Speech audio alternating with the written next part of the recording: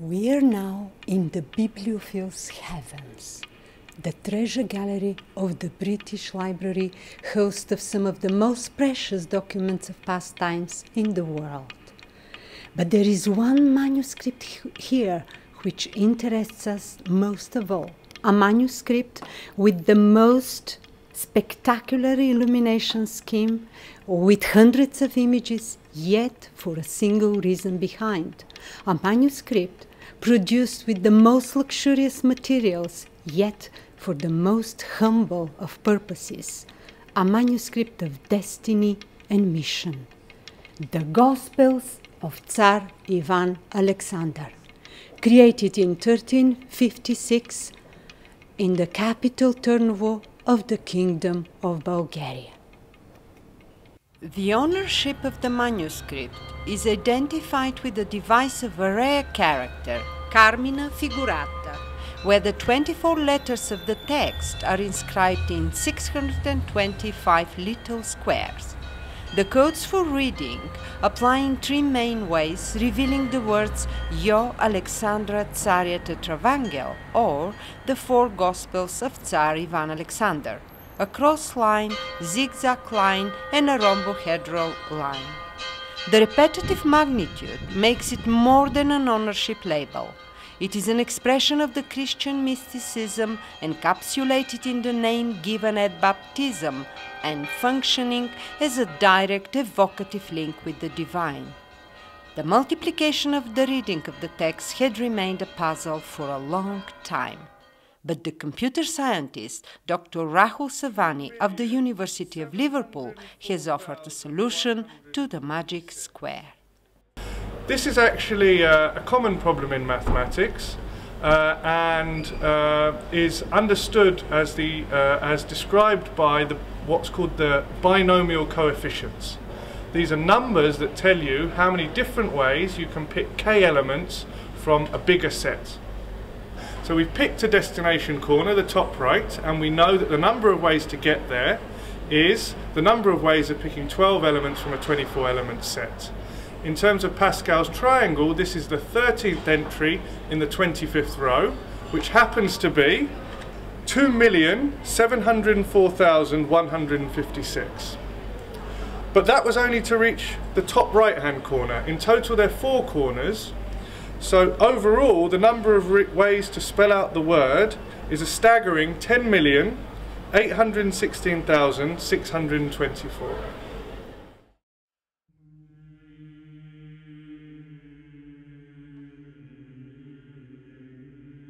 The Gospel's didactic aim is profusely defined in the spirit of the time by its scribe Simon. This grand Gospel book was created not simply for the outward beauty of its decorum of bright colors, gold, diamonds and precious stones, but primarily to express the inner divine word, revelation and sacred vision. And for him who finds it, it will become his innermost treasure and kingdom of his heart. Defining a quest for the only worthy treasure, this concept has been embodied in 6 pictorial key interactions of the secular and the sacred, beginning with the portrait of the royal family.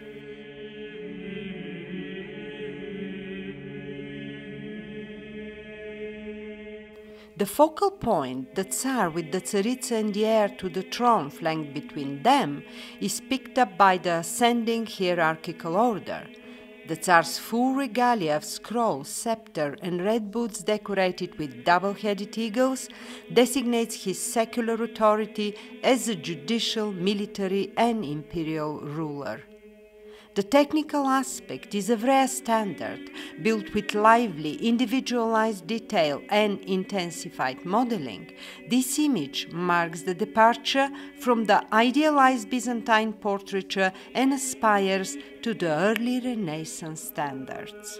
The inscription identifies the union power of the Tsar, while the ray of heavenly light and God's blessing hands confirm the link of secular and sacred visually. Ivan Alexander, in Christ God, faithful Tsar and autocrat of all Bulgarians and Greeks. He was in the height of his reign and was regarded by his subjects as the good Tsar. Another parallel with the Renaissance ideal of humanistic, altruistic noblemen. The symbolic quest continues with the appearance of the Tsar at the Gospel's presentation scenes. His reverent pose, besides being reserved for spiritual leaders, is further addressed not with presentation, but with a blessing by the evangelists who hold the book to their heart. According to the 14th century leading theologian Nicholas Cabasilla, this sign set symbolizes initiation into the divine story, or, in the conceptual vocabulary of the scribe, into the quest for the inner word, divine revelation, and sacred vision. Unlike the Synoptic Gospels, the Gospel according to St. John depicts the normative presentation further singled out with vivid portrayal. Fitting to its inspired theology, it now takes the reader directly into the spiritual quest. This quest mirrors the contemporary Hesychast movement's search for the divine light through meditative prayer in full silence, or Hesychia. Generated by the monks of Mount Athos, the hesychasm was at first seen as a controversial practice in the Byzantine context. Unlike it, the Bulgarian Tsar was captivated by its ideology, embraced it personally as well as formally, and made the hesychasm an official part of the Bulgarian Orthodoxy in 1351. Upon such grand spiritual quest, the Tsar's personal quest is finalized with another unconventional appearance, that in the scene of the Last Judgment from the Gospel of St. Mark, prompted by Christ's answer to his disciples. Watch out and pray, for you don't know when the time will come. The three-tier composition complies to the normative scenario, with the paradise on the first tier, above the elect on one side and the sinners engulfed by the fire of hell on the other, and finally on top, Christ as Pantocrator or Supreme Judge, presiding among apostles and saints. The symbolic constitution of the Tsar's image stands as a counterpoint to the initial power portrait. The compulsory power symbols have been ignored, the royal scepter is missing, the scroll of his judiciary power is gone, and the red royal cushion is also not found. Finally, the Tsar has discarded of his red royal boots. The Tsar stands over the bare ground, barefooted. Barefooted ruler in a representational scene left for posterity is rather unusual, so it calls for a parabolic interpretation.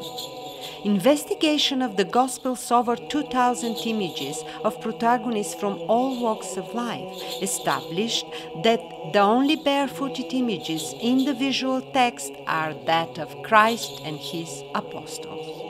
The rejection of the secular power symbols and the assumption of a key spiritual sign indicates a redefinition of authority. Arguably, the Tsar is represented as imitating Christ, thus embodying the arrival at the designated destination of this Gospel's concept, the inner divine word, revelation, and sacred vision. And it is a transformation from power to prayer.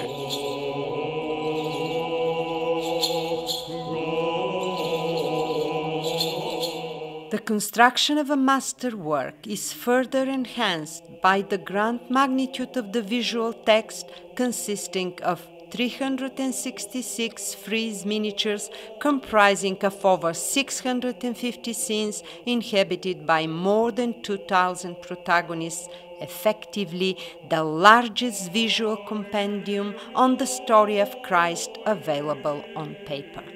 Based on the teaching of ancient tradition, the Orthodox art had a clearly defined founding principle: maximum essence, minimum substance. Recorded in the Orthodox Guide for Painters, the Hermenia, comprised by the monks of Mount Athos, this art was all to inspire homage to the model, not to the image. The artists of the Turnovo School, Bulgaria's 14th century creative center, engaged with this project, but in their own way, seizing opportunities to depart from the traditional copy practice. This image is representative for the archaic style, a silhouette type of rendering with pale minimalistic palette that makes justice to the idea of the divine apostasy of Christ, not to the image. This academic representation of Christ's teaching with linear rendering and elongated proportions is pointing to the high aspirations of the 11th century Mannerist normative school. This Christ teaching is a result of a different inspiration. The bright palette, the intensified modeling, combined with juxtaposed gestures and grasp of proportion, results in an all-expressive ambience, verifying the human apostasy of Christ. This image is an embodiment of the novel creative manifesto of the Gospel. With bright colors and gold, artists aesthetically decorated the Gospel for the glory of their kingdom. The outlined principles mark the departure from the traditional practice later seen as a historic borderline for the coming of the art out of the cloister. The stylistic diversity embodies the traditional formula maximum essence minimum substance in a novel representational balance. It is further conferred by comparison with the single style in the 11th century Greek predecessor, result of the post-iconoclastic revision of the Orthodox creative rules that followed the destructive 8th century anti-visual movement until the triumph of orthodoxy and the images in 843. The calling of this time was the norm. It was an answer to a turbulent past.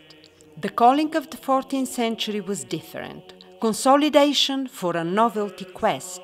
As Bulgaria adopted Christianity after the iconoclastic period, the Bulgarian creative spirit was saved from destructive attack, flourished free, and the stylistic scope of this manuscript testifies to the new calling. It turned out to be an answer to a turbulent future. The Bulgarian Gospels of Ivan Alexander are clearly modelled on an old and long-standing tradition.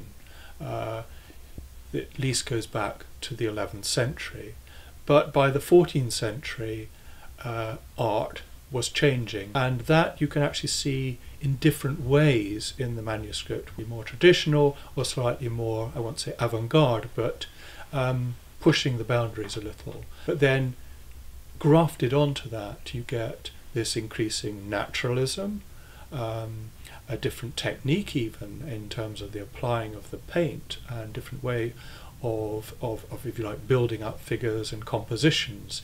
So clearly this manuscript actually reflects a moment where art is again changing, and it's quite an interesting book in that respect, that you actually have different stages in that process. The Turnovo School's achievement thus emerges as a grand venture for synthesizing tradition and novelty on a creative crossroad and opening the horizon for a new humanistic appreciation. By bringing the human condition closer to the divine and the divine nearer the human, this visual text is setting up a new approach in visual communication for the enhancement of the universal identity of man. Both magnitude and quality, being of historic standard, make of this manuscript an encyclopedic masterpiece for the last momentum of the medieval Orthodox art.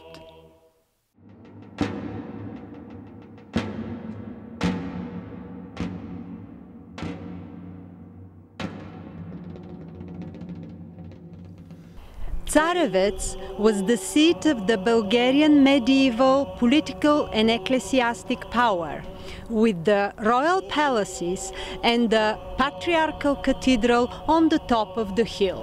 Tsar Ivan Alexander enjoyed his spiritual guide for the last 15 years of his life.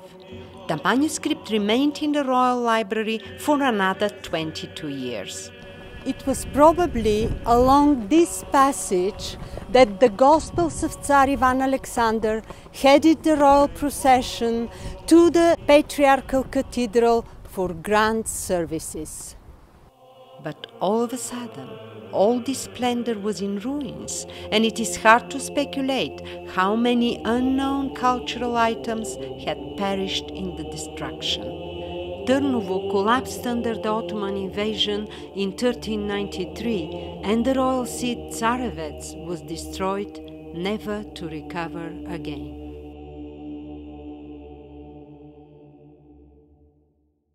The Gospel was miraculously saved and embarked now on a different journey, the journey of survival.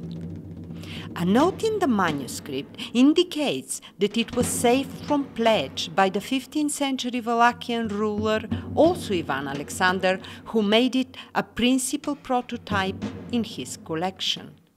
The manuscript later was donated, probably by his descendants and possibly in the 17th century, to the Tunit monastery of St. Paul, where the English bibliophile Robert Curzon found the Bulgarian manuscript in 1837. His first reaction is a telling example for the power of true art. The manuscript was quite full of illuminations from beginning to end. I had seen no book like this anywhere in the Levant, and almost stumbled off the steps on which I was perched on the discovery of so extraordinary a volume. Later, when Curzon was offered a farewell souvenir, he appealed to the kindness of the abbot to have the book he liked most. He confessed that he could hardly believe he was awake when the abbot put the Bulgarian manuscript into his hands. The arrival of the Gospel in England caused a sensation. After Curzon introduced the Gospel to the Oxford University alumni, they flocked at his place to get a glimpse of the extraordinary visual sight. Curzon commissioned a copy of the royal portrait for conservation reasons to preserve the original from the constant demand for viewing. It was valued as the most precious manuscript in his collection and was his favorite book to the rest of his life. In 1917, his daughter, Baroness Zosch, donated the manuscript to the British Library, where it is now part of its representative collection, Manuscripts in Color. Curzon's recognition of the manuscript as one of the most curious monuments of bygone days to be found in any library in Europe is still valid today. Really grabbed my attention. It's amongst gospel books, amongst manuscripts of the New Testament, it's a very arresting book. So it's a very, very remarkable thing. When you open the box and you see that sort of 14th century book at a glance, it's a very amazing moment. Recovered by Tsar Ivan Alexander is a candelabrum left by the old kings and forgotten in darkness, created by the monks of Turnovo school as an encyclopedia of spiritual revelations, used as a spiritual guide, praised as one of the most curious monuments of bygone days to be found in any library of Europe. This manuscript is undoubtedly one of the most erudite cultural sites, a high specimen of the intangible world of humanity, a true masterpiece.